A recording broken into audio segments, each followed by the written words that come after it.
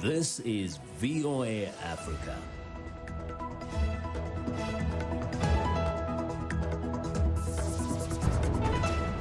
Hello, I'm Esther Githui-Ewart. It's Wednesday, December 2nd. This is Africa 54. Due to the global outbreak of COVID-19, Voice of America is taking every necessary precaution to safeguard its employees. So our broadcast will look a little different today and in the near future as we, out of an abundance of caution, reduce our staffing at VOA headquarters here in Washington. We're working to help keep you informed about what's going on, and we appreciate you staying with us on Africa 54. We begin in Nigeria, where authorities are worried that COVID-19 may spike again as millions ignore safety measures such as wearing face masks and social distancing. Timothy Obiezu reports from Abuja. The coronavirus pandemic may be the least of concerns for thousands who buy or sell in this Abuja market daily. In March, the market was among many closed down in the city to stop COVID-19 from spreading. But since reopening, many traders here say they're trying to make up for their losses or basically survive. Some, like butcher Martin Olaya, continue to doubt the coronavirus ever existed. We don't know what the coronavirus is. We haven't seen it. There's nothing that concerns Nigeria with that. God will not allow it. Nigeria has recorded more than 67,000 cases of the coronavirus since its first case in February. The country reached its peak infections between July and August and then recorded a downward trend. But officials say COVID-19 infections started rising again in November, a time when many countries around the world are battling a second wave of the virus. Authorities worry many Nigerian citizens, especially younger people, are no longer vigilant. Males aged above 21 years and less than 50 years are more likely not to adhere to COVID-19 prevention protocols because they are usually the ones that don't have the severe symptoms. But these are the people that are likely to have the disease and transmit it to the vulnerable elderly groups or people with comorbidities who could die from it.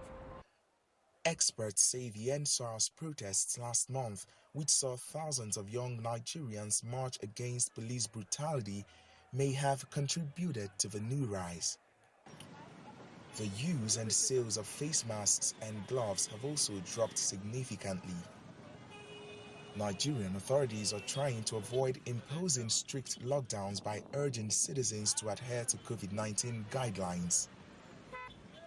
Late last month, President Buhari warned citizens to avoid a second wave of the pandemic at all costs, noting that the country's already fragile economy may not withstand it. Anas Ibrahim, economic lecturer at a Nigerian university, agrees with the views of the president. About 60 to 65% of the sectors that we have, that is the 46 sectors that we have in Nigeria now, they actually decline. They are not performing. They are not actually, lucrative to actually make or to boost the economy in order to create more job opportunities and create a lot of revenue to the government. Last week, Nigeria's Bureau of Statistics announced the country had plunged into a recession after its economy contracted by 3.6% due to COVID-19 disruptions. Authorities are hopeful that the economy will begin to recover early next year, but say citizens must take responsibility. Timothy Obiezu for VOA News, Abuja. The coronavirus pandemic largely hit urban areas first in the U.S., but the fall surge is now devastating rural America. VOA's Mariama Diallo reports. The U.S. is now averaging more than 170,000 new cases a day. This is affecting not only large hospitals in cities, but also smaller ones like Scotland County Hospital in rural Missouri. Chief Nurse Elizabeth Guffey says they are seeing a 30% positivity rate. That's 1 in 3 patients tested is testing positive. Our increase in hospitalizations is definitely there. Over the last 2 to 3 weeks, we've definitely seen at least half of our patients in the emergency room have been known COVID positive prior to walking through our doors. People come to the 25-bed hospital from 6 surrounding counties to be treated for farm and sports injuries, chest pains, and the flu. Usually, there is plenty of room. Not now. The small hospital, with roughly 6 doctors and 75 nurses among 142 full-time staff, is in crisis. Staffing has been the biggest challenge. You still have all the other things that happen in regular life in addition to now COVID. And we have the majority of our staff are young mothers. So if your kid gets sent home or quarantined or schools go on virtual learning or all of those other situations also affect our ability to bring in staff every day. Nurses are working extra shifts to cover hospital needs, says Guffey. Right now, we are tapped and maxed out at our resources, and it's very difficult to incur even more patients every day. Out of more than 13.5 million coronavirus cases in the U.S., the state of Missouri has over 306,000 confirmed cases and over 3,800 deaths, according to a tally by Johns Hopkins University. Mariama Diallo, VOA News. COVID cases are exploding across the U.S., and it's unclear how long the pandemic will last. But in Washington, the Kennedy Center is cautiously working on a comeback, as Karina Bafradzhian reports. 2 of the 3 main stages at the Kennedy Center for the Performing Arts remain closed. But Washington, D.C.'s premier art center is cautiously reopened its opera house. Live performances resumed in October, but the experience is different. To prevent the spread of the virus, only 50 people are allowed in the audience, and they are seated on the stage. So the idea was to put everybody here on stage, put the audience on stage, reverse the relationship between the artist and the audience, so the artist is playing onto the stage. Temperature checks are mandated. Seats are well over 6 feet apart, and artists must pass a COVID test before the performance. The mood has been wonderful, and that's part of the experience of being on stage here at the Opera House. Because as you walk through backstage and you see the memorabilia from past performances, this is a new experience for the audience. They're having a chance to be on stage, which is not something they normally get a chance to do. It feels wonderful. It feels wonderful to make music in a larger space. I have a very nice studio, but it's confined. The center recently renovated the Opera House's ventilation system and offers 1 performance a week. Tickets for the performances are selling out in minutes. Everyone here says no recorded performance can compare to being on stage and seeing the eyes of people in the audience. It's just energy that goes back and forth. You can feel it if the audience is really silent, even the applause at the end. The Kennedy Center has scheduled only 2 live performances for December. Officials hope to carefully open up even more as conditions improve in 2021. Karina Bafradzhian for VOA News, Washington. The United Nations says that from shifting weather patterns that threaten food production to rising sea levels that increase the risk of catastrophic flooding, the impacts of climate change are global in scope and unprecedented in scale. Count Us In is a global movement launched recently with the aim of mobilizing citizens and leaders to act on climate change. Africa 54's Linord Moudou spoke with Sayo Ayodele, a coordinator for Count Us In and a climate change activist. Climate change, we know, is real, it's urgent, and it's happening, right? Science has been telling us this for many, many decades, but what's happening now is that we can really see it with our own eyes. So if you take everything from the wildfires in California through to the wildfires in Australia last year, extreme flooding here in the UK where I live, in Africa, extreme weather, droughts. So we are really starting to see and feel the impact on our societies, on our communities, and understand that this is an urgent and important challenge that we have to take action on as urgently as we can. What about when we look at Africa? What can you tell us in terms of how climate is affecting the continent and what kind of urgency we are seeing? I mean, it's having devastating impacts across the continent. So one of the things that's really worth remembering is that Africa has contributed the least to climate change in terms of the emissions from the continent, but is suffering some of the worst impacts.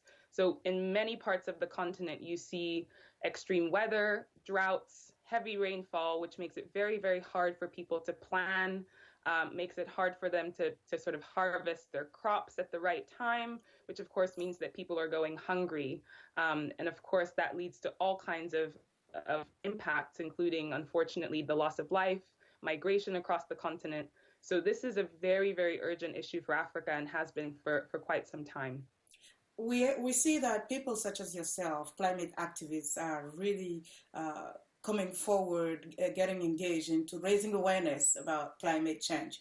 So why is it important for individual action when it comes to climate change? Why is it so important for people to get involved, especially when we know that companies are some of the biggest emitters? Yeah, I mean, you hit the nail on the head, Linord. Companies and actually governments are ultimately responsible for taking the lead in transforming our economies and societies, because fundamentally that is what we need to do to tackle climate change.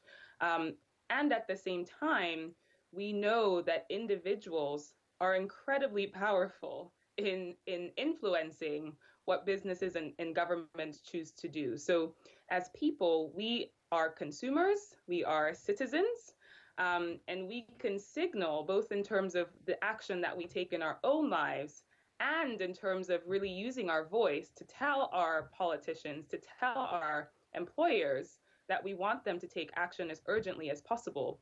And when we do that together, when we act in solidarity, that message is incredibly powerful, and businesses and governments will listen. To fight climate change, what do you say to the average citizen that they can do? Yeah, that's a great question, Linord. So, and it's really why we launched Count Us In, because this challenge can feel really, really overwhelming. And we've worked with experts really to develop some really practical and high impact steps that you or I and anyone that's watching or listening can take in their own lives. So it's everything from walking and cycling more to getting solar power, to repairing and reusing your clothes instead of buying new ones, through to, as you said, really using your voice, speaking to your politicians and speaking up at work. So there's something for everyone. We wanted this to be really relevant to anybody, depending on whatever kind of circumstances you find yourselves in. But crucially, what we're going to do is across all of those different steps, there are 16 of them that people can choose from. We're going to aggregate the actions that people take so that we are actually acting in solidarity when we take action through the Count Us In campaign. There is now the ongoing pandemic of COVID-19. Other crises are ongoing in the world. You talked about leaders and what they can do. Why is it so important now more than ever? We're in the midst of the COVID pandemic, and it's wreaking havoc on people's lives in lots of different ways, and we really recognize that. But if there are two things we can take away from this crisis so far, from the COVID pandemic, it's that we need to listen to science, we need to listen to the experts, and we need to take early action. So a failure to plan is really planning to fail. And scientists are telling us that the climate crisis remains urgent, and that we need to take swift action. So that's the first reason. But the second, I would say, is, again, experts are telling us that the best way to rebuild our societies and our economies out of this pandemic is actually a green recovery. That is what's going to secure sustainable jobs for the future, and that's what's going to make us more resilient to any future pandemics that we might experience.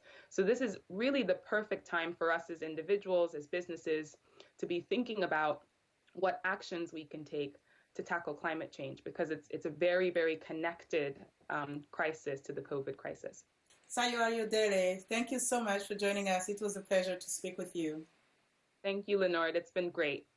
That was Africa 54's Linord Moudou speaking to Sayo Ayodele, a coordinator for Count Us In and a climate activist. In South Sudan, thousands of people have been displaced by floods as violence continues to plague the country. Angela Akumadu reports. The village of Manga Ajak, like many others across South Sudan, is underwater.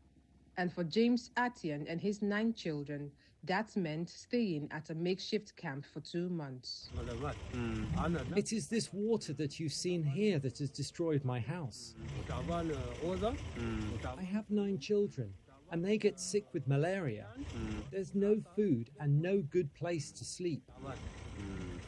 Atian and his family are among the 377,300 people displaced by floods and violence in Warrap State since July, according to the United Nations Office for the Coordination of Humanitarian Affairs. Nationwide, more than 1 million have been forced from their homes.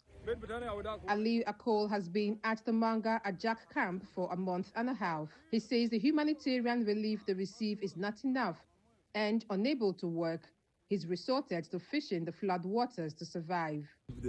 Moses Atian Paul is a coordinator of the Relief and Rehabilitation Commission in Warrap Stonge County. February, without food that being brought by the government or by the humanitarian, especially WFP, then people will be starved. People will die of hunger.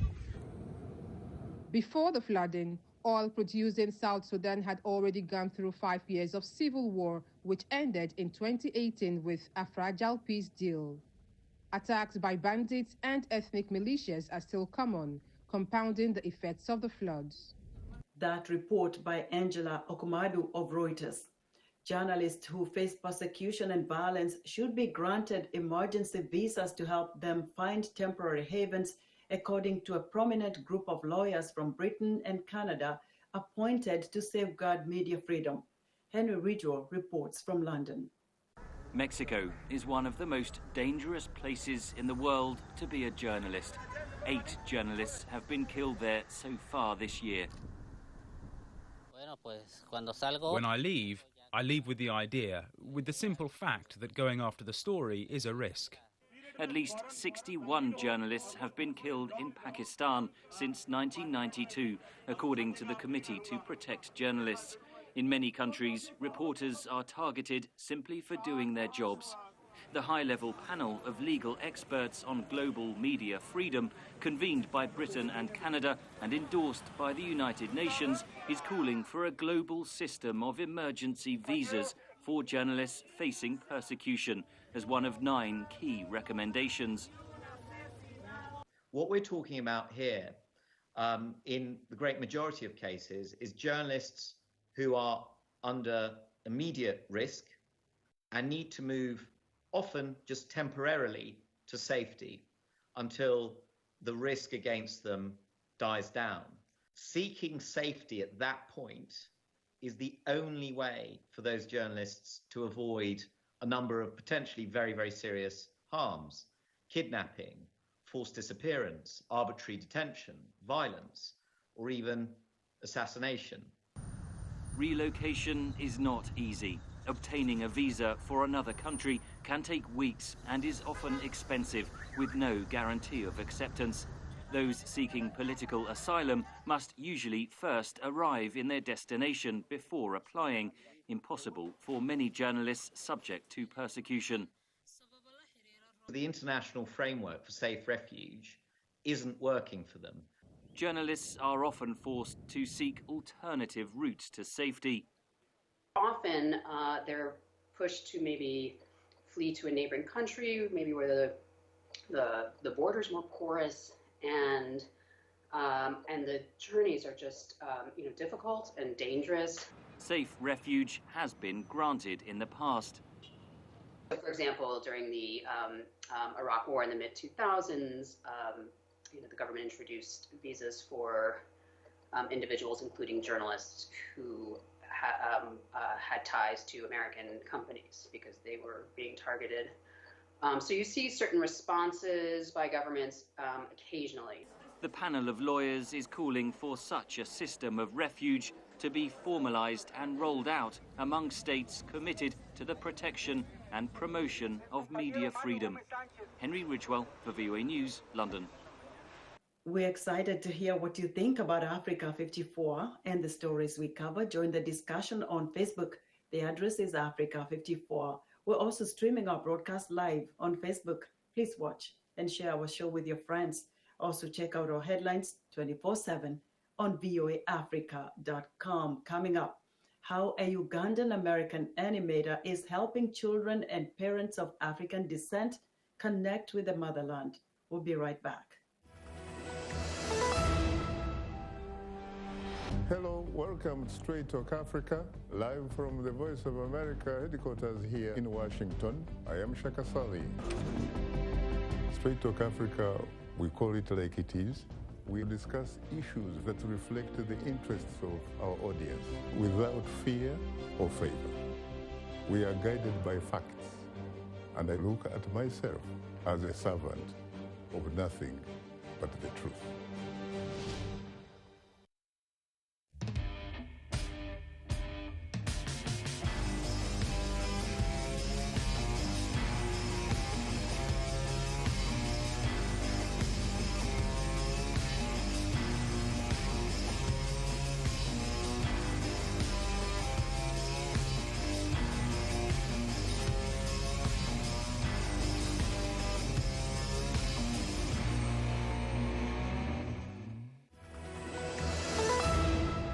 Welcome back to Africa 54. In our technology report, Ugandan American animator Solomon Jagwe is known among the African diaspora for his animated children TV series, The Adventures of Nkoza and Nancha.